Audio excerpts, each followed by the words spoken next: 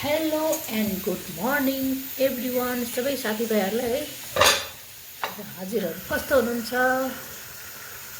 र म चाहिँ यहाँनिर लन्चको लागि रेडी गर्दैछु। लन्चमा यही चाहिँ अर्ग्यानिकै मलाई यो चाहिँ पार्सल आएको थियो, त्यहाँदेखि मैले यसकै झोल बनाउने हो।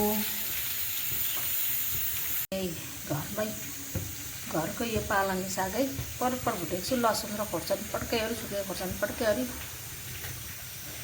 र यहाँ चाहिँ खाना बसाएको छु, चाहिँ पाक्दैछ।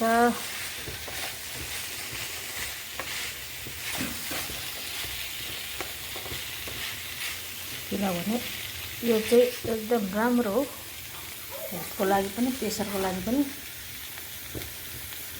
र मेरो बाहिरको नजरहरू चाहिँ यस्तो छ है। मेरो बाहिरको नजर मेरो बहिनीले नुहाइँदै गरेर लुगा सुकाउँदैछ धुइवरी। ल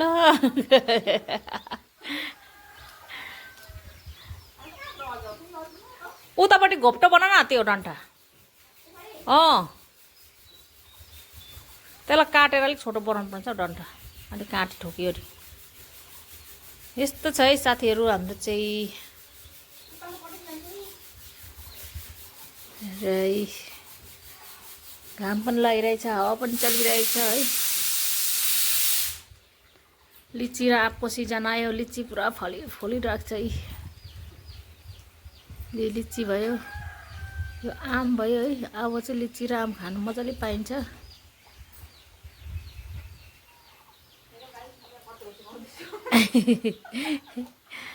हाई गर्दैन त्यहाँबाट नि। हेलो साथी, गुड मर्निङ सबैजनालाई नमस्ते छ।